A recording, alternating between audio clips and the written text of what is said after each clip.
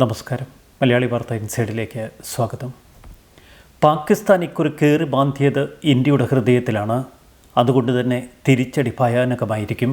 പഹൽഗാമിലെ ഭീകരാക്രമണത്തിന് ഇന്ത്യ എങ്ങനെ മറുപടി കൊടുക്കും? ഈ ചോദ്യത്തിന് ഉത്തരം തിരയുകയാണ് ഇപ്പോൾ ലോകമാധ്യമങ്ങൾ. ആ തിരിച്ചടി എങ്ങനെയെപ്പോൾ? പാക് ഭീകരരാണ് ആക്രമണത്തിന് പിന്നിൽ എന്ന വ്യക്തമായ തെളിവുകൾ ലോകത്തിന് മുന്നിൽ നിരത്തിയിട്ടാവും ഇന്ത്യയുടെ ശക്തമായ തിരിച്ചടി. പക്ഷേ അതിനു മുൻപ് പാകിസ്ഥാന്റെ കുടിവെള്ളം ഉൾപ്പെടെ ഇന്ത്യ തകർത്ത് കളഞ്ഞു. പാകിസ്ഥാൻ പ്രതീക്ഷിക്കാത്ത നയതന്ത്ര സർജിക്കൽ സ്ട്രൈക്കാണ് ആദ്യഘട്ടത്തിൽ ഇന്ത്യ പാക്കിന്റെ മുഖമടച്ചു കൊടുത്തിരിക്കുന്നത്. പാകിസ്ഥാനുമായുള്ള സിന്ധു നദീജല കരാർ ഇന്ത്യ അവസാനിപ്പിച്ചു. അട്ടാരിയിലെ ഇന്ത്യ പാകിസ്ഥാൻ അതിർത്തി പൂർണ്ണമായി അടച്ചു. പാകിസ്ഥാൻ പൗരന്മാരോട് 48 മണിക്കൂറിനകം ഇന്ത്യ വിടണമെന്ന് ഉത്തരവിറക്കി.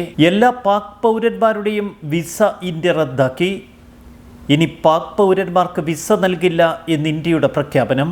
സാർക്ക് വിസ എക്സ്റ്റൻഷൻ സ്കീം പ്രകാരം വിസ ലഭിച്ച എല്ലാ പാകിസ്ഥാൻകാരുടെയും വിസ റദ്ദാക്കി. പാക് ഹൈക്കമ്മീഷനിലെ ഉദ്യോഗസ്ഥന്മാർക്ക് രാജ്യം വിടാൻ ഒരാഴ്ച സമയം നൽകി. ഇന്ത്യയിലുള്ള പാകിസ്ഥാന്റെ നയതന്ത്ര കാര്യാലയത്തിലെ ഉദ്യോഗസ്ഥന്മാരുടെ എണ്ണം 55-ൽ നിന്ന് 30 വെട്ടിക്കുറച്ചു. പാകിസ്ഥാനിലുള്ള ഇന്ത്യൻ നയതന്ത്രജ്ഞരെ ഉടൻ തിരിച്ചു വിളിക്കും. പാക് പ്രതിരോധ ഉദ്യോഗസ്ഥരെ ഇന്ത്യ പുറത്താക്കാൻ തീരുമാനിച്ചു. പാകിസ്ഥാനുമായി ബന്ധപ്പെട്ട് നയതന്ത്ര കാര്യങ്ങളിൽ ഇത്ര ശക്തമായ തീരുമാനങ്ങൾ മുൻപ് യുദ്ധകാലഘട്ടത്തിൽ പോലും ഇന്ത്യ കൈക്കൊണ്ടിരുന്നില്ല. സമാനതകളില്ലാത്ത തിരിച്ചടിക്ക് ഇന്ത്യ ഒരുങ്ങുന്നു എന്ന സന്ദേശമാണ് ഇതുവഴി ഇന്ത്യ ലോകത്തിന് നൽകുന്നത്. 2.5 മണിക്കൂറോളം നീണ്ട സുരക്ഷാ സമിതി യോഗത്തിന് ശേഷമാണ് നിർണായകമായ ഈ നിലപാടുകൾ ഇന്ത്യ പ്രഖ്യാപിച്ചത്. അതെ, ആ വൃത്തികെട്ടവന്മാരുമായി ഇനി ഇന്ത്യക്ക് കൂട്ടുവേണ്ട എന്ന് സമൂഹ മാധ്യമങ്ങളിൽ ഇന്ത്യയിലെ ജനങ്ങൾ. ഭീകരാക്രമണത്തിന് അതിർത്തി കടന്ന് പിന്തുണ ലഭിച്ചിട്ടുണ്ട് എന്ന് ഇന്ത്യ വ്യക്തമാക്കി. എല്ലാ സേനാ വിഭാഗങ്ങൾക്കും അതീവ ജാഗ്രതാ നിർദ്ദേശം നൽകി. തീവ്രവാദ ആക്രമണങ്ങളിലെ കുറ്റവാളികളെ നിയമത്തിന് മുന്നിൽ കൊണ്ടുവരുമെന്ന് ഇന്ത്യ പ്രഖ്യാപിച്ചു. അതിനിടയിൽ അതിശക്തമായ സൈനിക നീക്കങ്ങളാണ് ഇന്ത്യ നടത്തുന്നത്. കാശ്മീരിൽ 1500ഓളം പേരെ ഇന്ത്യ കസ്റ്റഡിയിലാക്കി. അവരെ ചോദ്യം ചെയ്തു വരുന്നു. ഭീകരബന്ധം സംശയിക്കുന്ന ആളുകളാണ് ഇവർ. കുൽഗാമിലെ പല പ്രദേശങ്ങളിലും സൈന്യവും ഭീകരരും തമ്മിൽ ശക്തമായ ഏറ്റുമുട്ടൽ തുടങ്ങിക്കഴിഞ്ഞു. TRFന്റെ ടോപ്പ് കമാൻഡറെ സൈന്യം വളഞ്ഞതായി കൃത്യമായ സൂചനകൾ. നിരവധി ഭീകരർ ഇന്ത്യൻ സൈനിക നീക്കത്തിൽ ഇപ്പോൾ കുടുങ്ങി നിൽക്കുന്നു. കൂടുതൽ സൈനികർ കുൽഗാമിലേക്ക് ഒഴുകിയെത്തുന്ന കാഴ്ച മറുവശത്ത്. കൂടുതൽ സൈനികരും CRPF ജവാന്മാരും കാശ്മീർ പോലീസും സ്ഥലത്തേക്ക് ഒഴുകുന്നു. കുൽഗാമിലെ തഗ്മാർഗിലാണ് ശക്തമായ ഏറ്റുമുട്ടൽ ഇപ്പോൾ നടക്കുന്നത്. ദ റെസിസ്റ്റൻസ് ഫ്രണ്ടിന്റെ ടോപ്പ് കമാൻഡറെ സൈന്യം വളഞ്ഞു കഴിഞ്ഞു. നിരവധി ഭീകരർ ഈ ഭാഗങ്ങളിൽ കുടുങ്ങിയിട്ടുണ്ട് എന്ന വാർത്തകൾ ശക്തമാകുന്നു. നേരത്തെ ബാരാമുള്ളയിൽ നുഴഞ്ഞുകയറ്റത്തിന് ശ്രമിച്ച 2 തീവ്രവാദികളെ ഇന്ത്യൻ സൈനികർ വധിച്ചിരുന്നു. ഇതിനിടയിൽ ഭീകരാക്രമണം നടന്ന സ്ഥലം കേന്ദ്ര ആഭ്യന്തരമന്ത്രി നേരിട്ട് സന്ദർശിച്ചു. അമിത്ഷായുടെ സന്ദർശനം വ്യക്തമായ സന്ദേശമാണ് ഭീകരർക്ക് നൽകുന്നത്. കൊല്ലപ്പെട്ടവരുടെ മൃതദേഹങ്ങൾക്ക് മുൻപിൽ അദ്ദേഹം ആദരമർപ്പിച്ചു. സമാധാനവും സന്തോഷവും നിറഞ്ഞതായിരുന്നു പഹൽഗാമിലെ ഫൈസരൻ താഴ്വര, മിനി സ്വിറ്റ്സർലൻഡ് എന്നറിയപ്പെട്ട സ്ഥലം.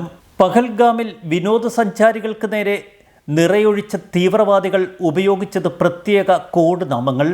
അവരുടെ യഥാർത്ഥ പേരുകൾ അവർ പരസ്പരം പറഞ്ഞില്ല.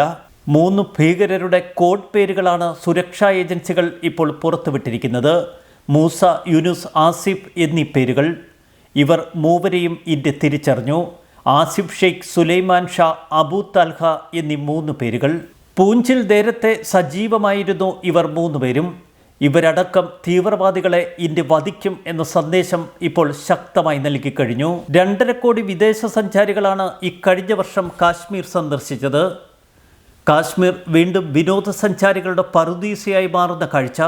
അതിനിടയിലാണ് ഇപ്പോൾ പാകിസ്ഥാന്റെ പിന്തുണയോടെ ഭീകരാക്രമണം നടന്നത്. കാശ്മീരിലേക്ക് സമ്പദ് വ്യവസ്ഥയുടെ പുതിയ ധമനികൾ ഒഴുകുന്നുവെന്ന് മനസ്സിലാക്കിയ ഭീകരർ അതിനെ വേരോടെ അറക്കാനുള്ള പദ്ധതി ഒരുക്കി. ഈ ഭീകരാക്രമണം ഇന്ത്യ മറക്കില്ല, ക്ഷമിക്കില്ല. പ്രതിരോധ മന്ത്രിയുടെ വാക്കുകൾ അത് അടിയുറപ്പിച്ച് പറയുന്നു.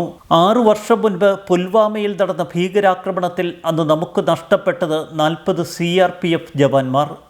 പാക് അധിനിവേശ കാശ്മീരിലെ ഭീകര പരിശീലന ക്യാമ്പുകൾ തകർത്തുകൊണ്ട് അന്ന് ഇന്ത്യ തിരിച്ചടിച്ചു. ആക്രമണത്തിനു ശേഷം ഇന്ത്യ ആർട്ടിക്കിൾ 370 ഭേദഗതി ചെയ്ത് കാശ്മീരിൽ പുതിയ ഒരു സംവിധാനം നിലവിൽ വരുത്തി. കാശ്മീർ വിഷയത്തിൽ സ്വതന്ത്ര ഭാരതം നടത്തിയ ഏറ്റവും ശക്തമായ നിലപാട് മാറ്റം. പുൽവാമയിൽ ഭീകരാക്രമണത്തിനു ശേഷം കണ്ടത് പഹൽഗാമിൽ നടന്ന 26 പേരുടെ കൂട്ടക്കുരുതി. പാകിസ്ഥാന്റെ പടിഞ്ഞാറ് ബലൂചിസ്ഥാൻ ലിബറേഷൻ ആർമിയോടും തെഹ്രിക്കെ താലിബാൻ പാകിസ്ഥാനോടും പടവെട്ടി ക്ഷീണിച്ചു നിൽക്കവെയാണ് ഇപ്പോൾ അപ്രതീക്ഷിതമായി കാശ്മീരിൽ നടന്ന ഭീകരാക്രമണം. പാക് പട്ടാളത്തിന് ക്ഷീണമകറ്റാൻ എക്കാലത്തും കാശ്മീർ വിഷയം ഉയർത്തിക്കൊണ്ടുവരിക അവരുടെ ഒരു ശൈലിയാണ്. ഒരാഴ്ച മുൻപ് Pakistan army chief general Asim Munir Kashmir സംബന്ധിച്ച് ചില പരാമർശങ്ങൾ നടത്തി. കാശ്മീർ പാകിസ്ഥാന്റെ കർണഞരമ്പാണ് എന്ന് ജനറൽ അസീം മുനീർ അന്ന് പറഞ്ഞിരുന്നു. ഇന്ത്യയുടെയും പാകിസ്ഥാന്റെയും സാംസ്കാരിക പശ്ചാത്തലം വ്യത്യസ്തമാണ്. ഇസ്ലാമാണ് പാകിസ്ഥാന്റെ കാതലായ സ്വത്തും അതിനെ പ്രതിരോധിക്കേണ്ടത് ഓരോ പാക് പൗരന്റെയും കടമയാണ് എന്നും ജനറൽ അസീം മുനീർ അന്ന് പറഞ്ഞിരുന്നു. ഈ ആഹ്വാനത്തിന്റെ തുടർച്ചയാണ് പഹൽഗാമിൽ നമ്മൾ കണ്ട ഭീകരാക്രമണം. അതുകൊണ്ട് തന്നെ പാക് സൈന്യത്തിന്റെ പൂർണ്ണ പിന്തുണ ഈ ആക്രമണത്തിനുണ്ടായിരുന്നുവെന്ന് വ്യക്തം. ഇവിടെയാണ് നമ്മൾ ഇന്ത്യ ഇനി എങ്ങനെ തിരിച്ചടിക്കുമെന്ന് വിലയിരുത്തേണ്ടത്. ഇന്ത്യയുടെ തിരിച്ചടി ഭയാനകമായിരിക്കുമെന്ന് വ്യക്തം. പഹൽഗാമിൽ നടന്ന ഭീകരാക്രമണത്തിൻ്റെ വിശദാംശങ്ങൾ ഇന്റലിജൻസ് വിഭാഗം പൂർണ്ണമായി ശേഖരിച്ചതിന് ശേഷം ശക്തമായ തിരിച്ചടിക്ക് ഇന്ത്യ ശ്രമിക്കുമെന്ന് വ്യക്തം. പക്ഷേ അതിനു മുൻപ് തന്നെ പാകിസ്ഥാനെ തളർത്തിക്കളയും. ഇനി പാക് മണ്ണിൽ പലയിടങ്ങളിലും അജ്ഞാതരാൽ വെടിയേറ്റ് വീഴുന്ന ഭീകര നേതാക്കളെ നമുക്ക് കാണാൻ കഴിയും. സർജിക്കൽ സ്ട്രൈക്ക് നടത്തണമെങ്കിൽ അതിന് പ്രത്യേക സർപ്രൈസ് ഘടകം പ്രധാനമാണ്. ശത്രു പ്രതീക്ഷിക്കാത്ത സമയത്താവണം ഇത്തരം ആക്രമണങ്ങൾ. മുൻപ് പലതവണ സർജിക്കൽ സ്ട്രൈക്ക് ശൈലിയിൽ ഇന്ത്യ തിരിച്ചടിച്ചിട്ടുണ്ട്. അതിൽ 2 സംഭവങ്ങളാണ് മാധ്യമലോകത്തേറെ ശ്രദ്ധേയമായത്. ആദ്യത്തേത് 2016 ഉറിയിൽ ഇന്ത്യൻ സൈനിക ക്യാമ്പ് ആക്രമിച്ചതിന് പകരം ഇന്ത്യൻ സൈന്യത്തിലെ ചെറിയൊരു കമാൻഡോ വിഭാഗം അപ്രതീക്ഷിതമായി നിയന്ത്രണ രേഖ കടന്ന് 1 കിലോമീറ്ററോളം ഉള്ളിലേക്ക് കയറി ലോഞ്ച് പാഡുകൾ തകർത്തു, അനേകം ഭീകരരെ വധിച്ചു. രണ്ടാമത്തേത് 2019 ഫെബ്രുവരിയിൽ പുൽവാമയിൽ നടന്ന ഭീകരാക്രമണത്തിന് ശേഷം ബലാക്കോട്ട് ഇന്ത്യ നടത്തിയ സർജിക്കൽ സ്ട്രൈക്ക്. ഉറി ആക്രമണത്തിൻ്റെ പ്രത്യാക്രമണം അന്ന് കരമാർഗം നിയന്ത്രണ രേഖ കടന്നാണ് ഇന്ത്യ നടത്തിയത്. ആ രീതിയിലുള്ള പ്രത്യാക്രമണം തടയാൻ പാക് സൈന്യം തയ്യാറെടുത്തു കഴിഞ്ഞുവെന്ന് ഇപ്പോൾ റിപ്പോർട്ടുകൾ വരുന്നു. കഴിഞ്ഞ 4 മാസത്തോളമായി നിയന്ത്രണ രേഖയോട് ചേർന്നുള്ള പ്രദേശങ്ങളിൽ പാക് സൈന്യം കുഴിബോംബുകൾ നിരത്തുകയായിരുന്നു. പാക് സൈന്യത്തിൻ്റെ പിന്തുണയോടെയാണ് ഇപ്പോൾ പഹൽഗാമിൽ ഭീകരർ ഇത്തരമൊരു ആക്രമണം നടത്തിയത് എന്നുറപ്പിക്കുന്നതാണ് ഈ തെളിവുകൾ. ഭീകരാക്രമണത്തിന് ശേഷം ഇന്ത്യ കരമാർഗം പാകിസ്ഥാനിലേക്ക് ഇരച്ചു കയറി ആക്രമണത്തിന് മുതിരും എന്നവർ ഭയപ്പെട്ടിരുന്നു. അതുകൊണ്ടാണ് അതിർത്തിയിലുടനീളം ഈ കുഴിബോംബുകൾ അവർ സ്ഥാപിച്ചത്.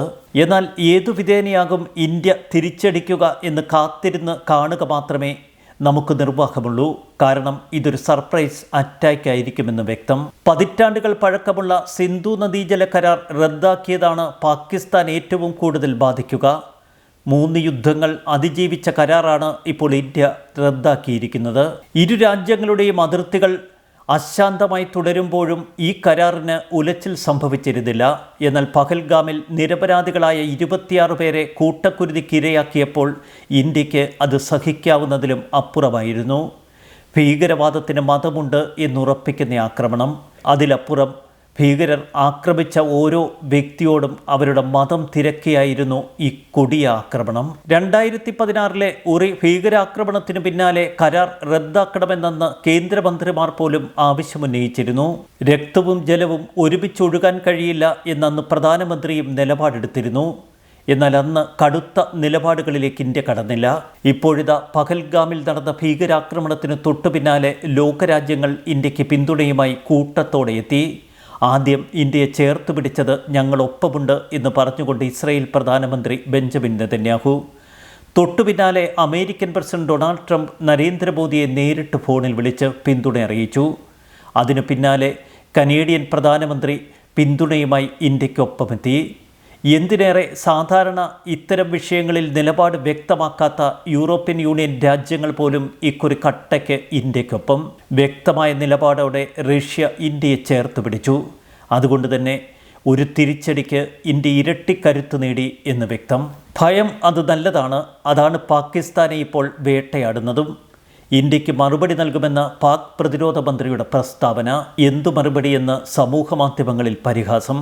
ഇന്ത്യയുടെ കടുത്ത നടപടികൾ ചർച്ച ചെയ്യാൻ പാകിസ്ഥാൻ ദേശീയ സുരക്ഷാ കൗൺസിൽ യോഗം ഇന്ന് ചേരും. പ്രധാനമന്ത്രി ഷെഹബാസ് ഷെരീഫിൻ്റെ നേതൃത്വത്തിലാണ് യോഗം. ഇന്ത്യക്ക് ഉചിതമായ മറുപടി നൽകുമെന്ന് പാകിസ്ഥാൻ പ്രതിരോധ മന്ത്രി ഖ്വാജ ആസിഫ് ഇസ്ലാമാബാദിൽ പ്രസ്താവനയിറക്കി. പാക് സേനകൾക്ക് തങ്ങൾ ജാഗ്രതാ നിർദ്ദേശം നൽകിയെന്ന് പ്രതികരിച്ച ആസിഫ്, ഭീകരാക്രമണത്തിൽ പാകിസ്ഥാന്റെ പങ്കിന് എന്ത് തെളിവാണ് എന്ന് ചോദിച്ചു. പാണ്ടി ലോറിക്ക് മുന്നിൽ മസിൽ പിടിച്ചു നിൽക്കുന്ന തവളയെയാണ് പാകിസ്ഥാന്റെ ഇത്തരം കോപ്രായങ്ങൾ കാണുമ്പോൾ നമ്മൾ ഓർക്കുന്നത്.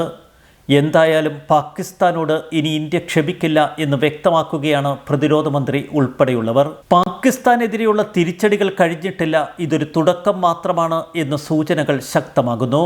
ഭാരതത്തിലെ ഓരോ ദേശസ്നേഹിയും ആഗ്രഹിച്ച നടപടികൾ തന്നെയാണ് ആദ്യഘട്ടത്തിൽ ഇന്ത്യ പ്രഖ്യാപിച്ചിരിക്കുന്നതും. പാകിസ്ഥാനുമായി ഇനിയൊരു വിസയും വേണ്ട, കച്ചവടവും വേണ്ട.